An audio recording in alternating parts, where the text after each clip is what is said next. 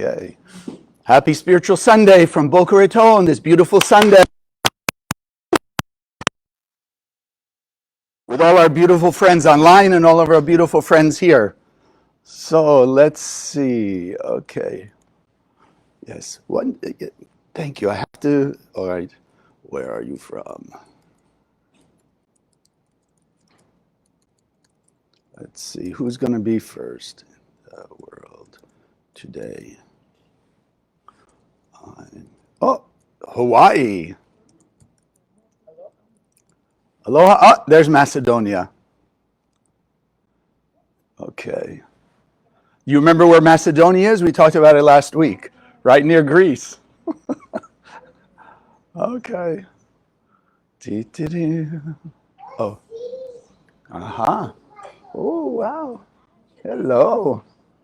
Come on in. Oh, here we go. I believe it's Australia.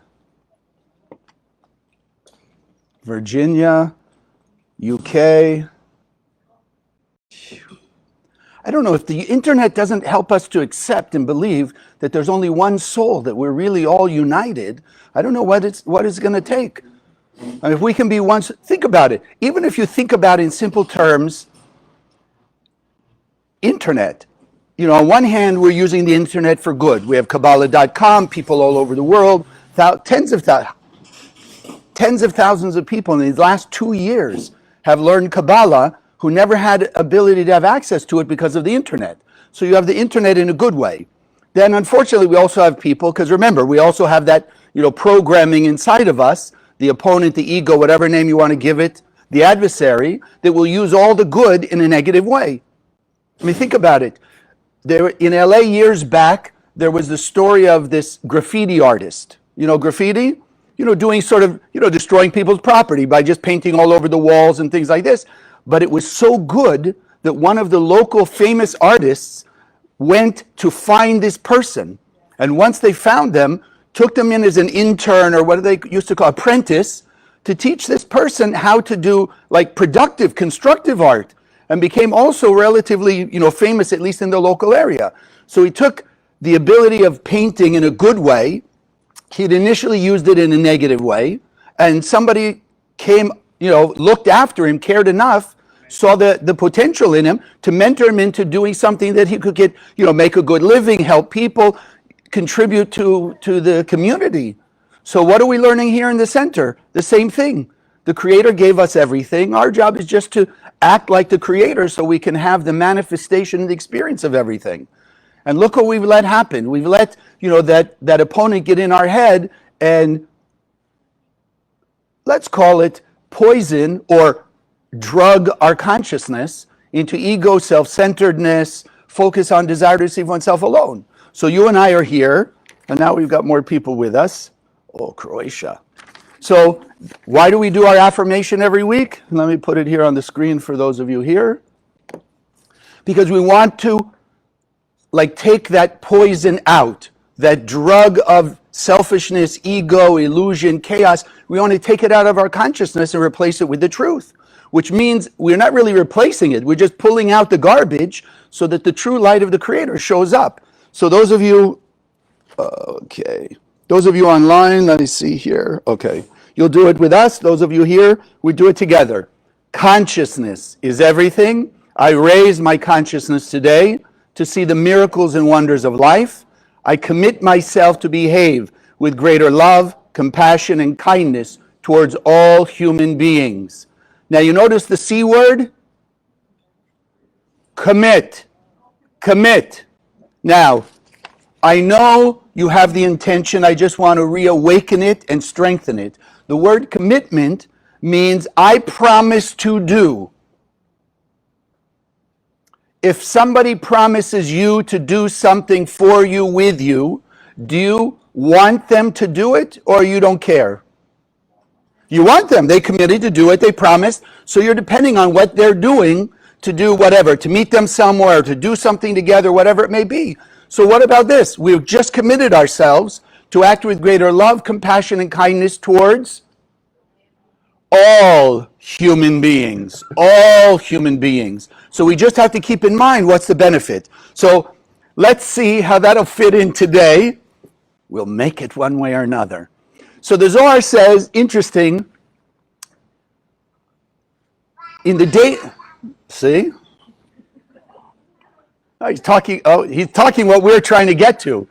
So in the Zohar it says, the days that we are in, as we get closer to the end of all pain, suffering, and death, called the days of the final redemption, the days of the Messiah, it's given different names, but you and I understand it just means when there's peace on earth. So as we get closer to that point, 2,000 years ago in its written form, the Zohar said, in those days, the days we are in now, it will be tremendously good, ashrei it's called for some, and it'll be tremendously bad, oi for others, like woe. So Rabbi Shimon says, woe to those who will be in that time, and blessed will people be in that time. So the question always is, if it's the same time, same place, like we're in the same world, how can it be good for some and bad for others? So just a quick example, the Rav, since I've been in the center, the Rav Berg used to say, is it good when the stock market goes up? For some people it's good. Some people, and I don't know, so I hope I'm saying it correctly, sold short, it's bad. The same thing. Whatever you look at in this world, not everything is good for everybody. Terrible disaster, an earthquake, and let's say there's only property damage, right? Nobody dies. An earthquake, good or bad? Again, it depends. If a person is a contractor and they're having a little difficulty in the construction business and boom, there's an earthquake with property damage, for them it's a great thing because now people are going to need their service. But for those who need their service, not such a good thing. So let's start to understand, how can it be both? How can it be blessed and cursed, or good and bad, at the same time, in the same moment, and even with the same experience?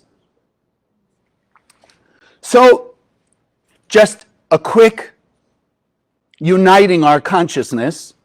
We know, when we stop and think about it, although we don't always act that way, everything in the physical world is patterned on the spiritual world, right? First comes your thought, then comes your action. First comes the invisible hunger, thirst, or sense of lack, and then comes the physical action to do something to fulfill that lack.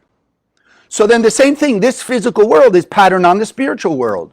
So just a quick reminder, and if you never took Kabbalah 1, go take it. If not, think back to when you took it. In the endless world, before the Big Bang, there was the Creator's light, and the Creator created you and me, our soul, as a vessel to hold that light.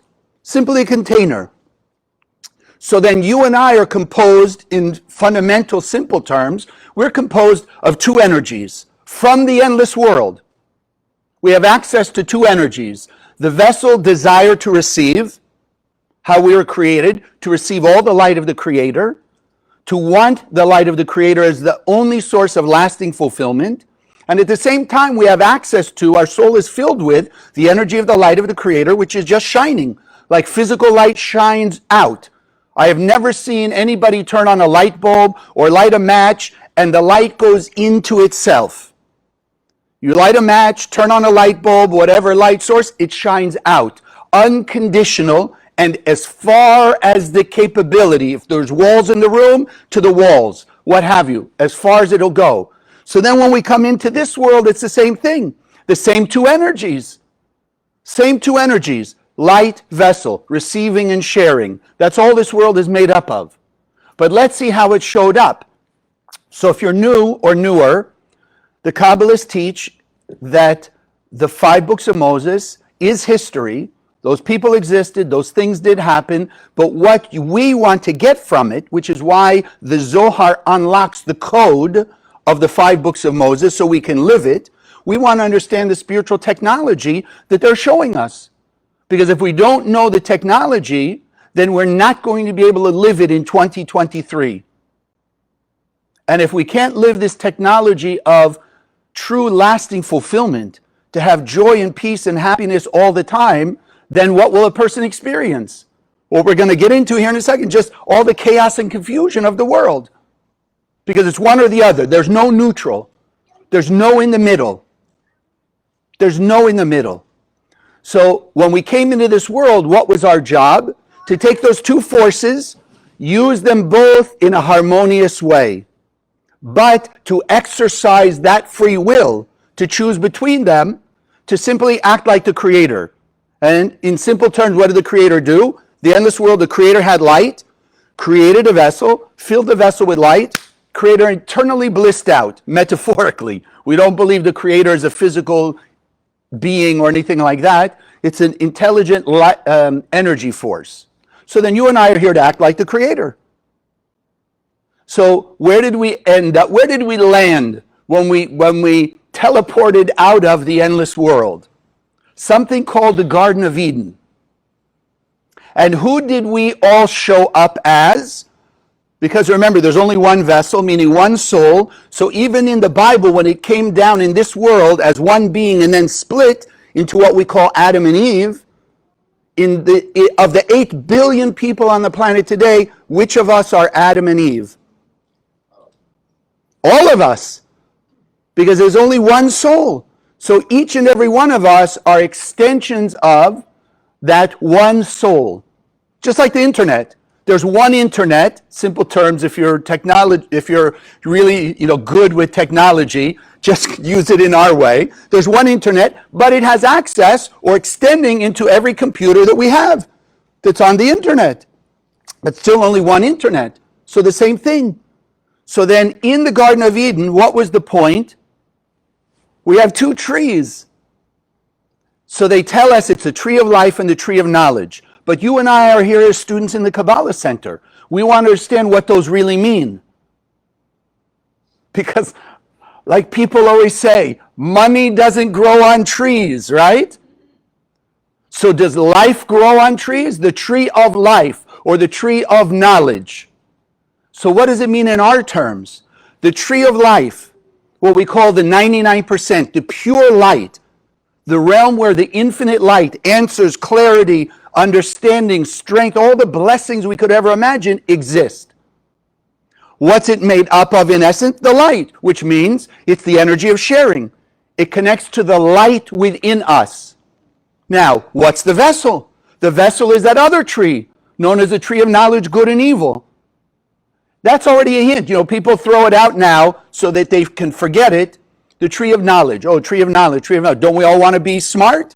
That's whatever you call the serpent, the opponent, the adversary in the Garden of Eden tried to teach Adam and Eve. He taunted them. Don't you want to be smart?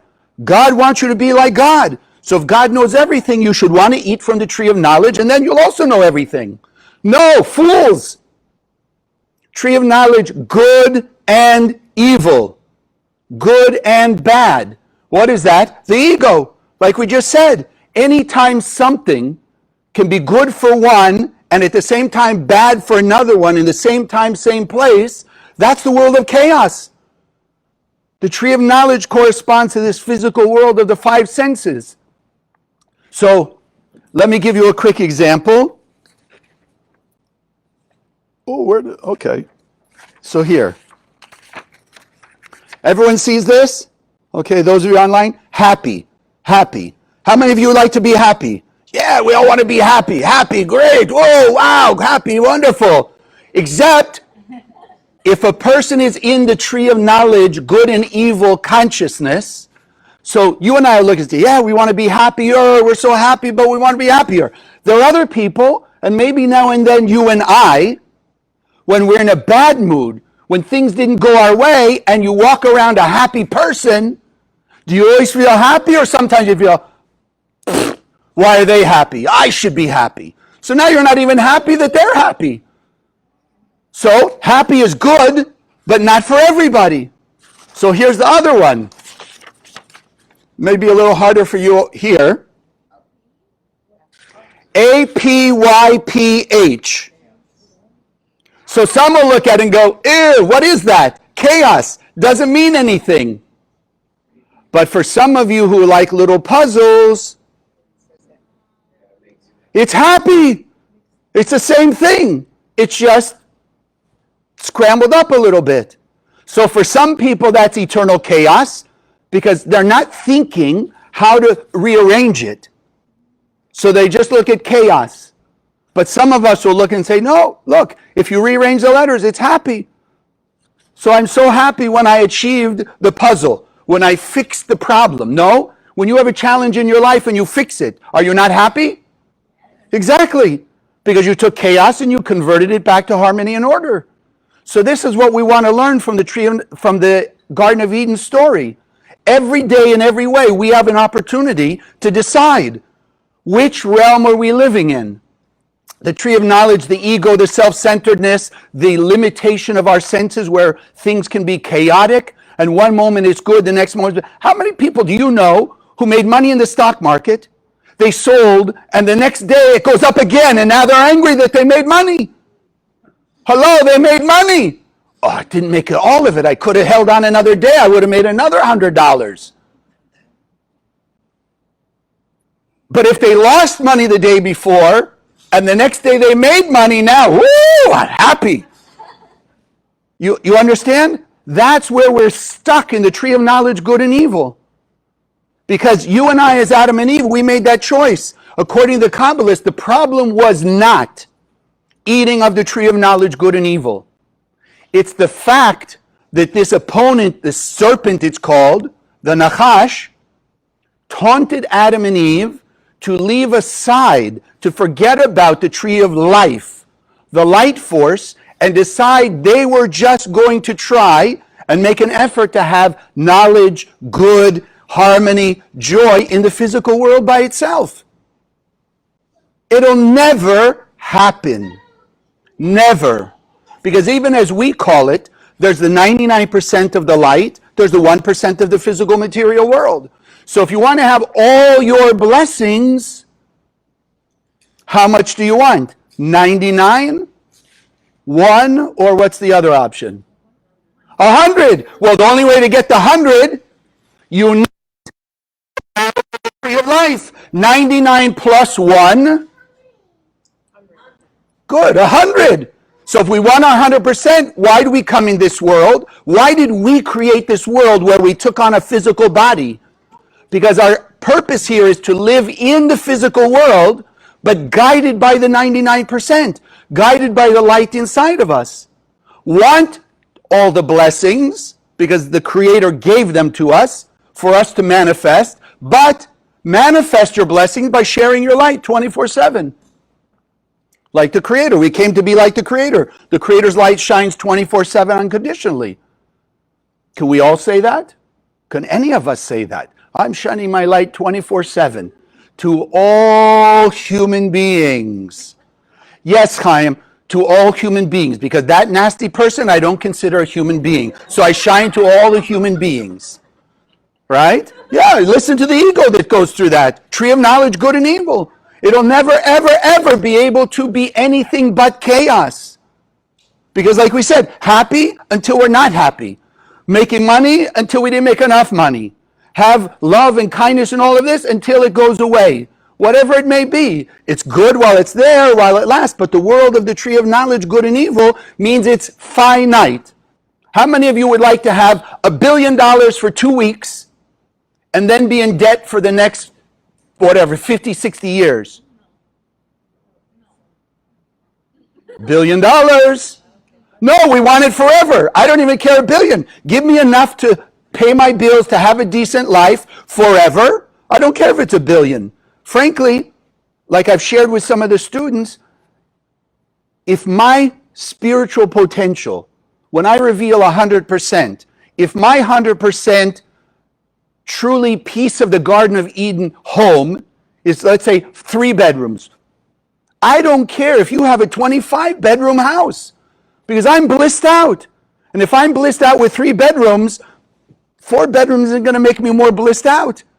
Even though here and there we'll say, yeah, they put in 110% effort. There's really no such thing, right? It's only because we're not used to anything close to 100, so we say, 110%. But you can't do more than 100. So if I'm 100% blissed out with 3 bedrooms, I'm not jealous of anybody else. I'm not happier that I've got 3 and they have 2. I'm not sad that I've got 3 and they got 5, 10, 20, 50, 100. So the only reason we're looking with jealousy at other people because we don't feel our 100%. Why? Because we're not living in the tree of life. We're back into the tree of knowledge, good and evil.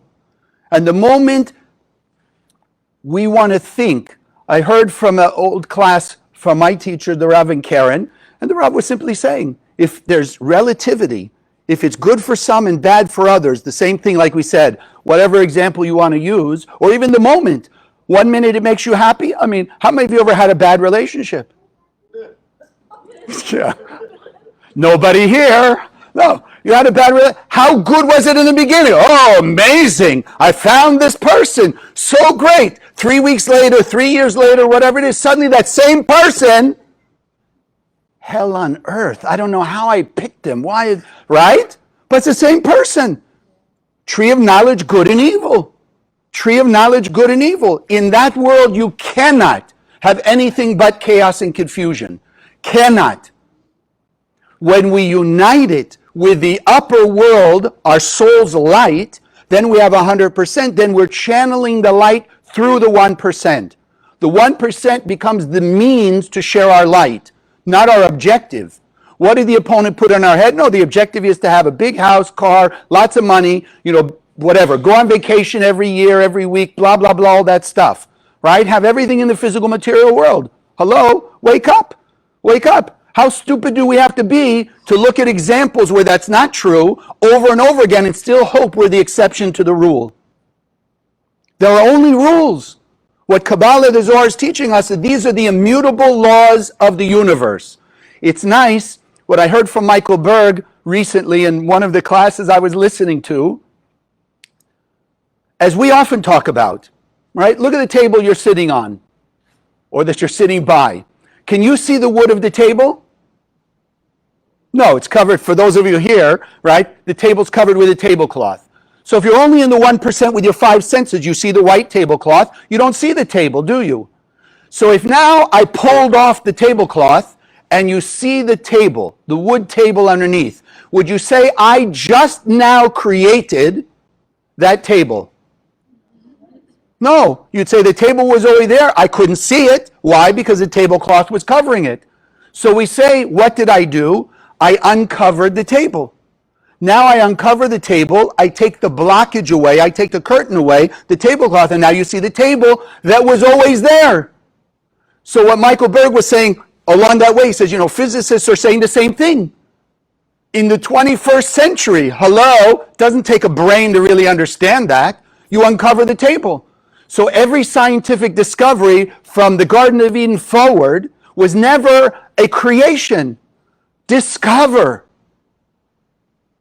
Discover. Uncovered. They uncovered what's always there. So he was just adding, as I'm sharing with you now, so what's the Zohar? The Zohar teaches us the immutable laws of the universe. But unfortunately for humanity, many of them have not yet been uncovered by the 1% scientists. The Kabbalist wrote, as I often will share with you, 2,000 years ago in its written form, the Zohar talked about good and bad cholesterol. Let's just leave that. When did the 1% scientists discover good and bad cholesterol? In the 1980s. So almost 2,000 years behind scientists, or behind the Kabbalists were the scientists. If they just looked into the Zohar, they would have understood already good and bad cholesterol.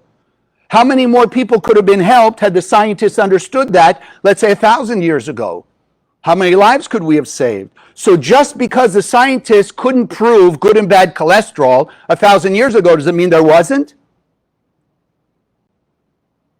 No. So what you and I are learning in the Kabbalah Center are the immutable laws of the universe. There is, in the 1%, the tree of knowledge, good and evil, is always chaos, period. It can never, ever, ever be harmony and order in the 1%.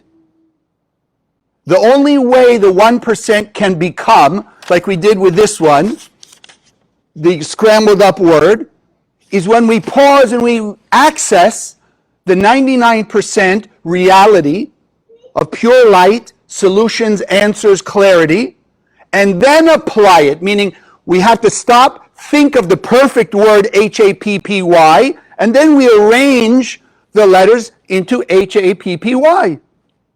But you're not looking at Apyph and seeing happy.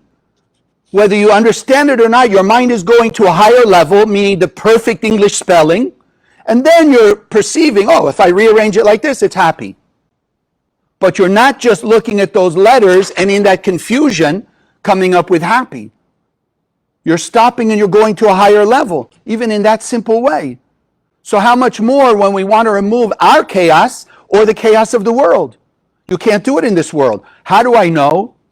How can I say with 100% certainty you cannot, in this physical world, by this physical world, have harmony and joy? Lasting fulfillment. So simple, we don't even think about it, right? Look at history. Why are we supposed to learn history? They tell us you learn history so we don't make the same mistakes. The mule kicks me once, shame on the mule. The mule kicks me twice, shame on me for putting myself in the same position to be kicked a second time. How many of you have a bad habit? How many of you have done it more than once? More than 10 times? So who's the fool? Because the moment we do it, great, wonderful, tree of knowledge, good and evil, I feel great. 10 minutes later, oh, what a stupid idiot, why did I do that? Ruin my diet, ruin this, but whatever it may be. Tree of knowledge, good and evil. You can never have lasting fulfillment in the tree of knowledge. Only when you can connect to the tree of life and bring it into the tree of knowledge. When you let your soul control what your body does. That's all.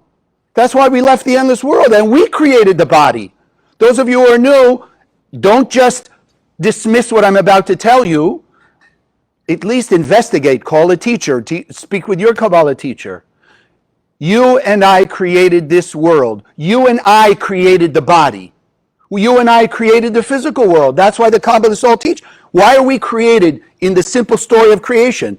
The heavens, the earth, blah, blah, blah. And at the end, human beings were created. Why? Because we're supposed to, in a good way, have control over all the physical world.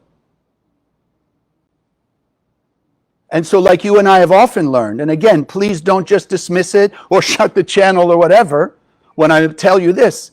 Why are there fires, floods, hurricanes, and all the disasters in the world? Human action. But you say, no, Chaim, it's nature. Nature is controlled by human beings. The simplest thing, years back when they started talking about global warming. So the Rav would talk like this, Rav Berg. Simple. When you do like this, you rub your hands together, what do you start to feel? Heat. So when people are fighting, friction, arguing, animosity, hatred, judgment, where does that energy go? Into nature, and now you have fires, floods, hurricanes, earthquakes, tornadoes, all that disaster. We're in charge. But you ask most people, oh no, that's nature. We can't control nature. Really? So why are we trying? Don't you try and control nature? Oh, sure we do. Isn't that the whole point of science? Theoretically, isn't that science? Control nature. Control nature for our good. Use it for our good. Okay, so if we're already there, you and I in the Kabbalah Center, as the Rav in Kernoy said, 3,000 years ahead of science, we want to control everything. But now we understand how. It's an immutable law. You access the tree of life, you can control everything. Meaning, difference between control and manipulation. Right? Because I can hear my opponent in my head connected to yours. Remember, only one opponent, one soul. So if we're on that spiritual internet, truly with love and care, you can hear each other's Satan, the opponent, that negative voice, the ego voice, and we can also feel the soul of everybody. So, right? Satan, oh no, you can't control nature. You ask people, oh, we can't control, what's he talking about? It's craziness. Why? Why do we want to think that? Because we want to believe with our tree of knowledge, good and evil, that when bad things happen or we're not feeling the greatest, it's everybody else's fault. Can't be my fault. I'm so good. I'm so righteous. I'm so amazing. So it's got to be somebody else. And our five senses will point at it. Didn't they scream at you? Didn't they steal your business? Didn't they do something bad to you? Yes or yes? Yeah, physical world, but 5 senses. Do you want to accept it as bad, tree of knowledge? Or do you want to turn it into the tree of life? That's up to us. When things happen to us, we have those 2 choices. Tree of knowledge, tree of life. I hope by now you understand that you want, at least wake up a stronger desire. I want to be in the tree of life. I want to transcend everybody's garbage.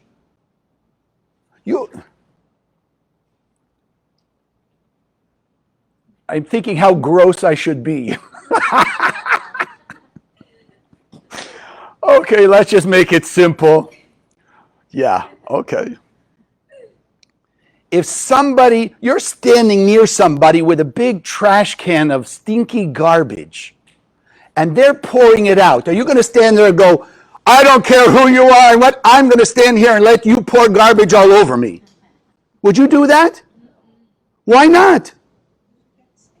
Because it's stinky, blah, blah, blah, all that stuff, right? Who wants it? I want to back away so that I'm far enough away that as far as they can spill their garbage, I'm still in the clean area. Yes, don't you want that? So when people are spewing out their anger, their hatred, their judgment, even they're saying it to you, I don't like you, you did X, Y, Z, you're blah, blah, blah, whatever it is. Do you want to be there in their garbage? They're spewing out their garbage. When you're in the tree of knowledge, good and evil, you're standing right there and saying, well, the heck with you, and I'm going to tell you off, and you're terrible, and you're awful, I thought you were a friend, and blah, blah, blah. Every bad thing you can think of to tell them back. Hello? Only opposites repel. So if they're screaming their terrible stuff, and you let your tree of knowledge, good and evil, with the help of that serpent in your head, make you do the same thing, boom, you're glued to them. You're in fact not only just standing in their garbage, stinky stuff, you're creating more and adding to the environment of stinky garbage. Ooh. A shot right to the solar plexus, no? It's tough. But now you get to decide. Are you going to just dismiss and say, no, Chaim is wrong, he doesn't know my situation, he doesn't know what they've done to me, he doesn't know what I've gone through, so it's easy for him to say.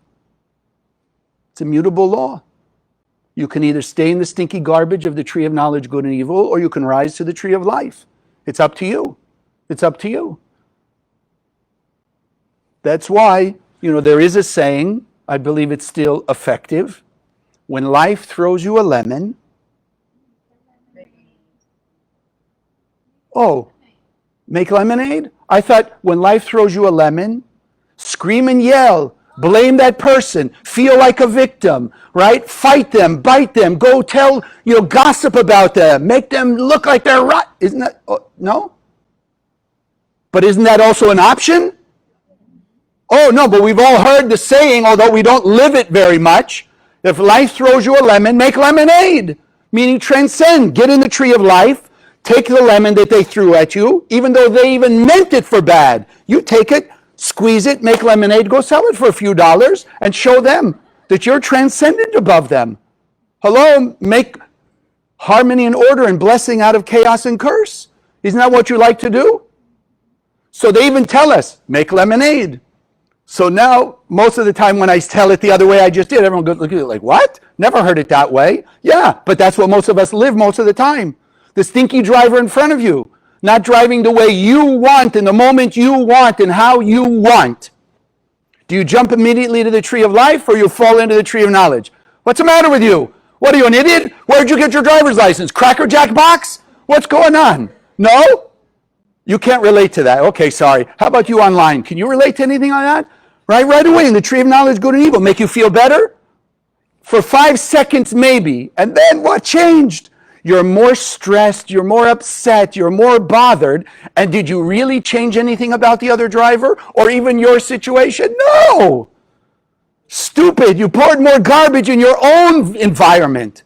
Tree of knowledge, good and evil. No, we've got to learn to stop. How many of you know what a GPS is? Yes. So 1%, tree of knowledge, good and evil, you're driving somewhere without your GPS because you thought you knew how to drive there. And all of a sudden, in your vision, You can't see where the destination is. You now feel lost. Anyone feel lost in life? Forget driving, but you feel lost in some way, shape, or form in life? Yeah, why? Because your vision, when you're on the street level and you only see houses and buildings, you can't see your destination. You feel lost. And all the negativity, a little stress, a little anxiety, a little fear, whatever may be there. Why? Because you're only seeing tree of knowledge, good and evil. 5 senses. You can only see the houses, the buildings, or whatever's there. So what do? You turn on your GPS, you program it. Now, suddenly the GPS says, oh, here, okay, go left, go right, whatever it is. You didn't move yet. You didn't change your position one iota. But the moment your GPS is clicked in, number one, how does it know where to go? Because in simple terms, it's in the 99%. It's in the tree of life. It sees the big picture, right? It's a satellite way up there, sees the whole layout, and now can tell you, go straight, turn right, left, right, and you might have been right around the corner. You took a 20-mile drive and you're right around the corner, but you're still feeling anxious and scared and fearful and stressed out. The GPS just tells you, programmed in. You didn't move, but what instantly changes? Now you feel at peace, you're a little happy, you feel more certain because you can follow the directions and get there right around the corner. So pause. Downturn in the business. Oh my God. Tree of knowledge, good and evil. What will happen to me? Bills, blah, blah, blah, blah. Pause. Do you want chaos? Order. You want to be in the tree of knowledge, the tree of life. You give in to the desire to receive, which is the soul, meaning just see the chaos of this world, or you want to be like the light, tree of life. So you pause. You say, you know what? I'm going to keep doing the same thing. I'll make an effort to keep as many employees as I can. Maybe if you're the employer, I'm going to inspire them, guide them to the way and the means. Keep giving your tithing. Keep giving your charity. Don't say, oh, business down. What's the first thing people cut off? God, the light. We understand it in details. Go on Kabbalah.com and look up the classes on tithing. You'll understand it's not for anybody's benefit but yours. It's just nice that you're sharing it with some organization or what have you to do good in the world, but your first benefit is you opening and keeping open the channel of prosperity. So when the business starts to have a little difficulty, don't hold back your connection to the light of the Creator, the tree of life. Find other ways and means. By connecting to the tree of life. Take your Zohar. Many of you know the Zohar. Scan the Zohar of Miketz. Power of prosperity. Channel the light of prosperity to the world. Don't just say, give me. Because that's back to the tree of knowledge, good and evil. Good for me, bad for everyone else. No, I want it to be good for everyone. That's a tree of life. When we're connected to the oneness of the universe. Think about it. What would happen? How do you breathe? Even in simple terms. The only reason we can breathe is because there's a belt of oxygen throughout all the world, right? If somewhere in the world they started to take oxygen out of the atmosphere, what would eventually happen here in Boca or wherever you are online? It'd start to go away also. So we can only breathe really in simple terms because 8 billion people on the planet supporting that ability. Even in simple physical ways, we're dependent on other people. How much more on a spiritual level? That person mistreated you. They scream and yell at you. Tree of life, tree of knowledge. What are you going to give into? You want to connect to the tree of life? Do everything. Pause. Forgive them. Apologize. Have compassion. They're in the tree of knowledge, good and evil. Poor people. Let's help elevate them out. How are we going to do that? If we connect to the tree of life and act that way, do the actions of the light, we actually awaken their soul and help them also aspire and make the effort to get to the tree of life. When everybody's in the tree of life, what will the world look like?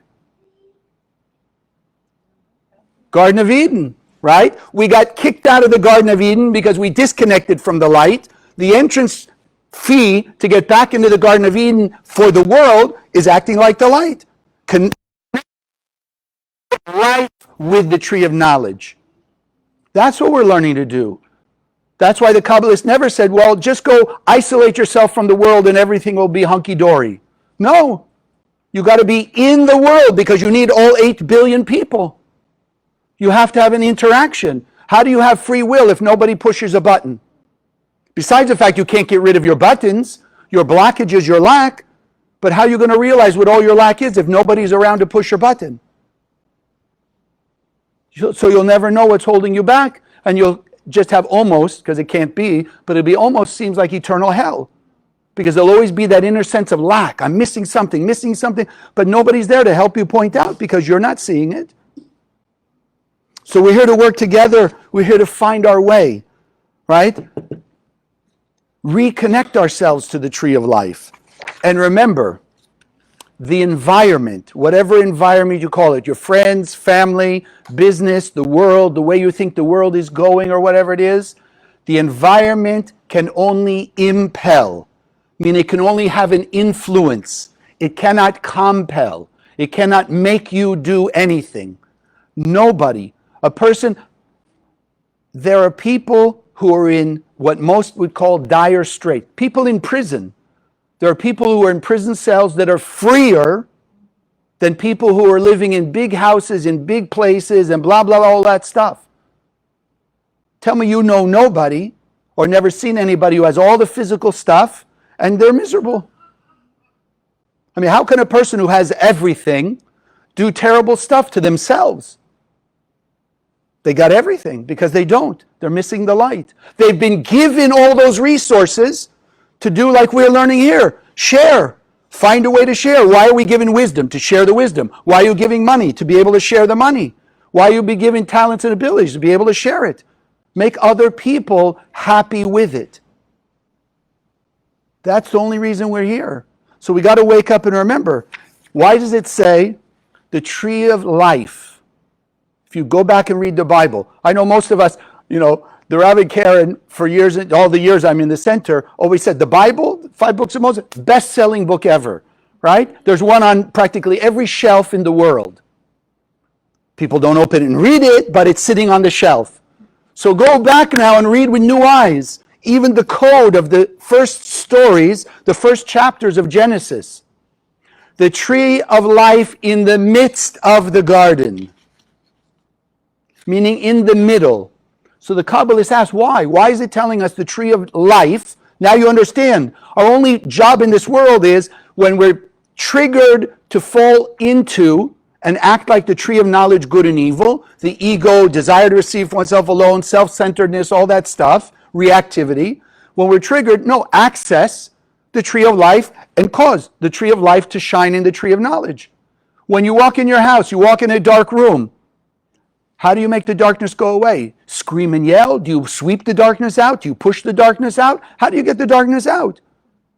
No, you go to the higher realm, tree of life, light. You turn on a light.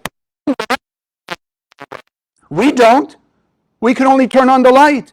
When you want to remove your chaos, we've been trained by Satan. We are so smart. I went to college, I have a degree, I'm this, look what I did in my business, I built this big business.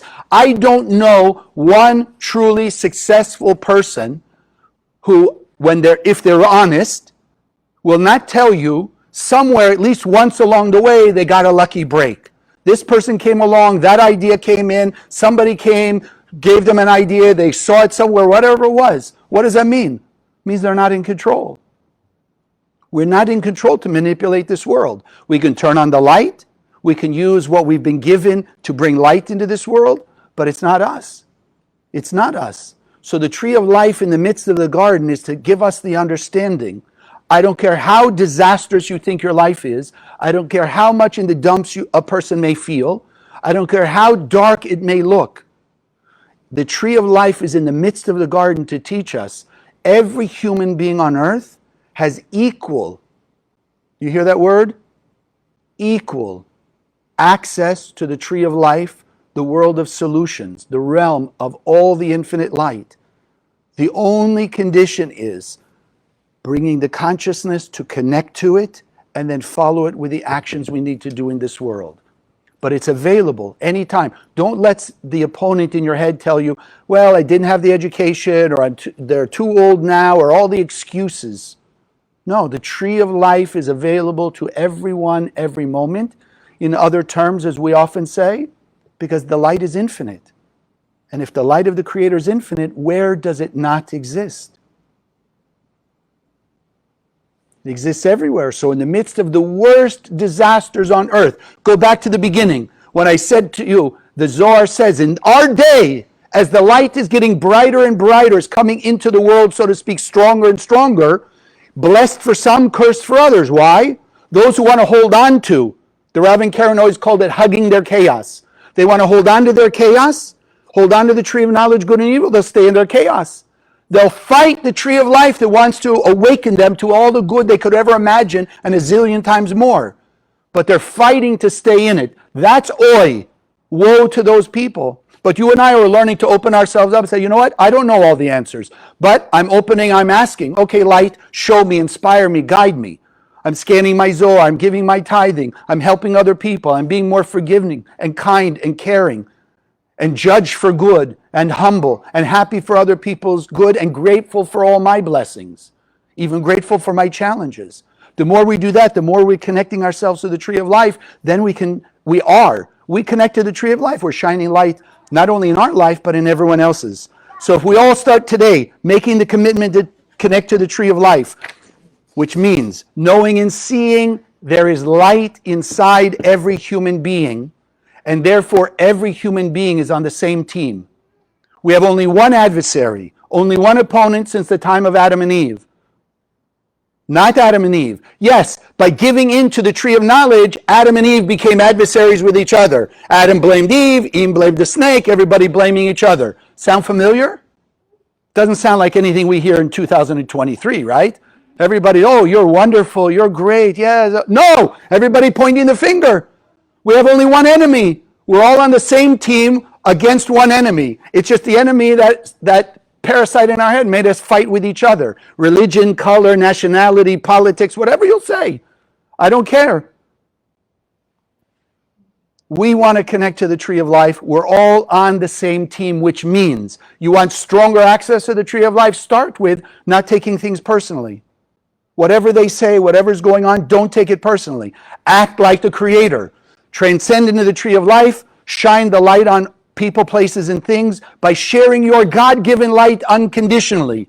Unconditionally. To unite all the souls, that all people on earth will live in love, unity, peace, and blessings, making this world only and purely the tree of life for all people forever. God bless. Thank you. So now is our time. We do every week, and I again want to thank you, those of you who support us, especially on a recurring basis.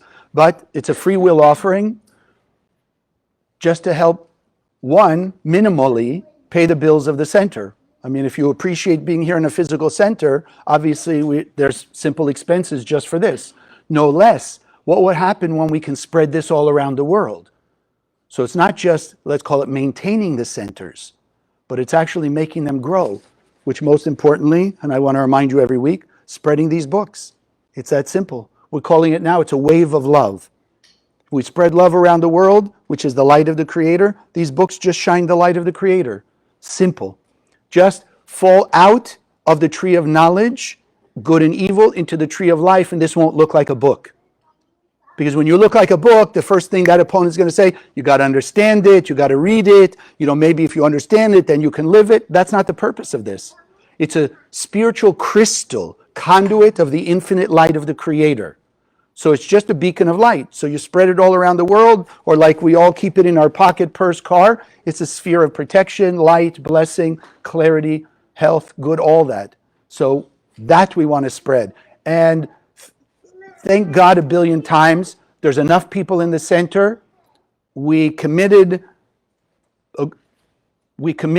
to spreading over 100,000 of these from last Rosh Hashanah, September to September.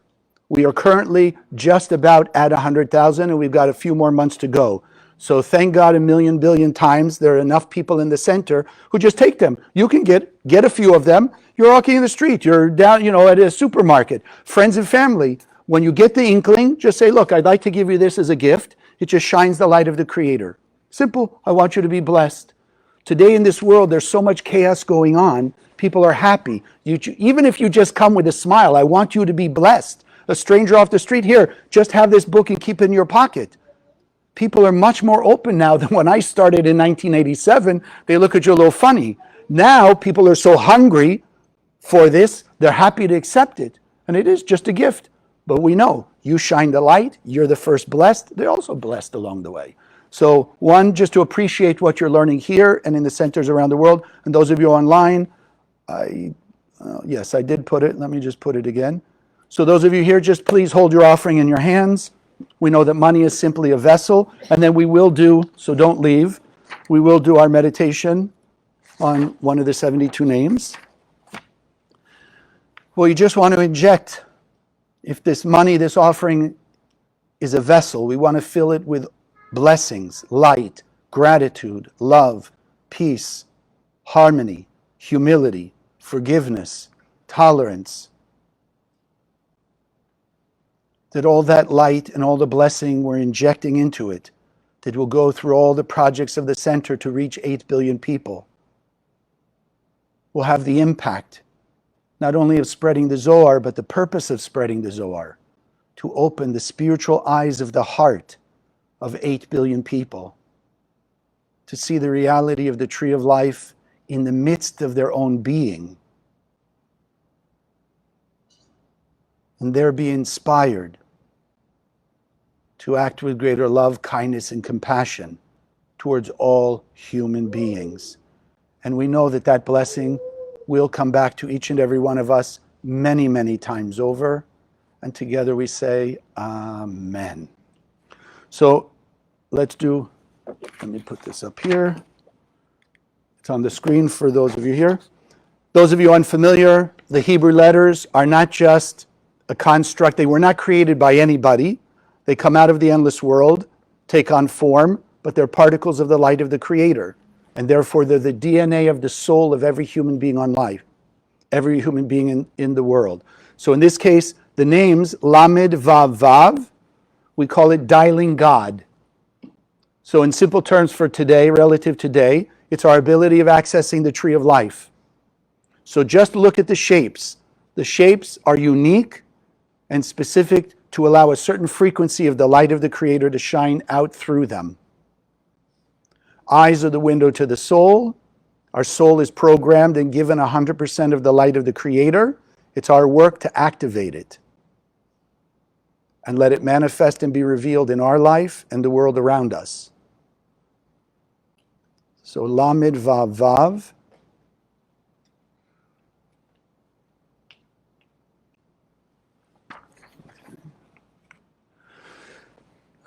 So let's sit comfortably in your seat, hands in your lap, feet flat on the floor.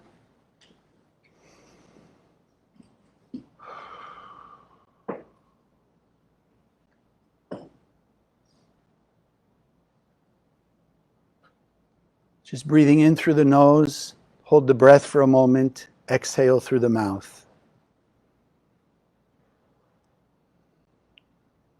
Allowing the light through the breath that we breathe to awaken the light of the Creator in every cell of our body. Because in that cell is the light of the Creator, a spark of our soul. So we allow the breath to awaken it.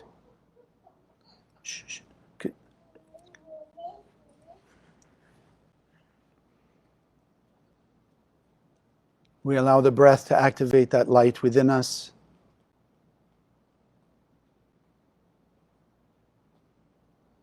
Relaxing into the light, feeling the embrace of the light of the Creator.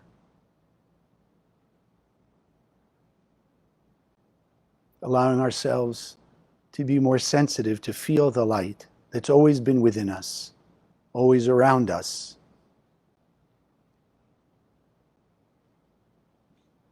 That allows us greater certainty and trust in the light.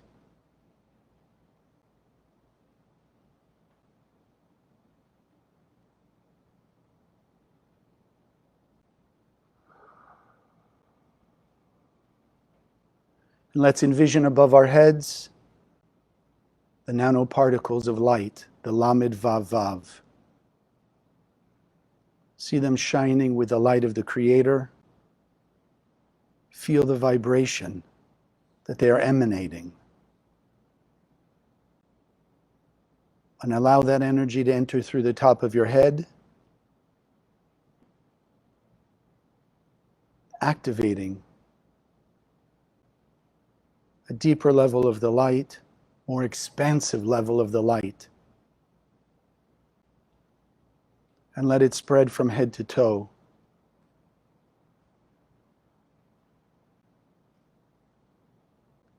That you feel vibration of the light from head to toe activating that tree of life inside you.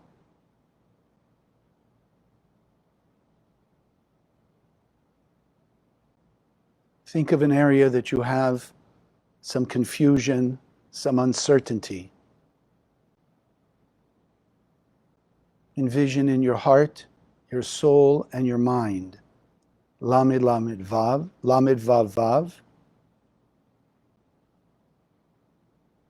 And ask your soul for guidance and clarity.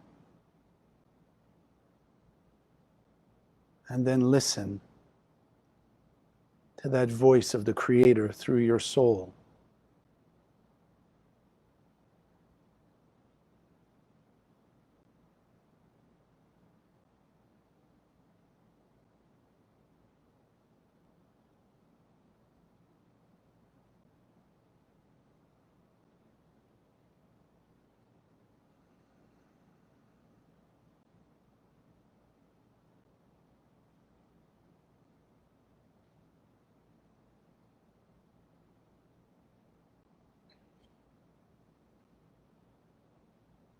Listen to remember what your soul is telling you, the guidance and the clarity that you need in that situation.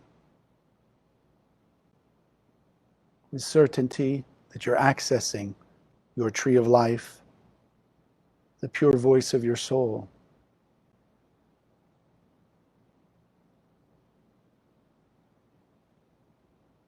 And accept the energy, the light force that it's also bringing with it, that gives you the power to live it, to share the light in the face of the darkness, to act with love, kindness, and compassion in the face of your opponent, of anger, divisiveness, resentment, any form of darkness.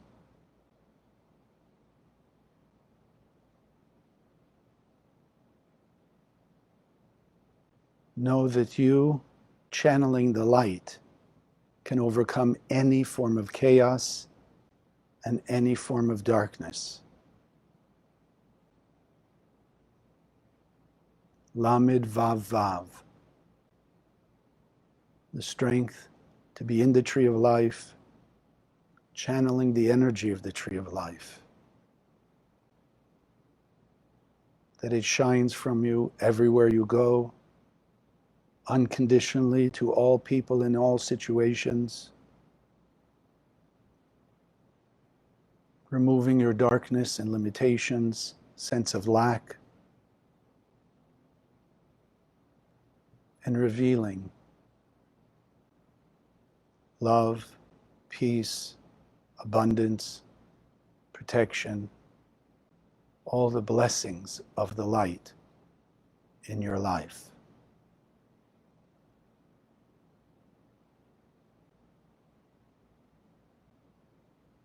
Take note of what you're feeling now, the peace, the joy, the elevated state of consciousness, the higher vibration.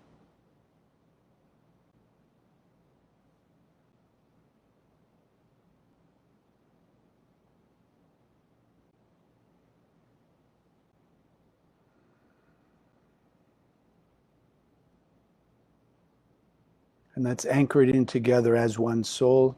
One more deep breath. Hold it for a moment. And slowly exhale as you open your eyes.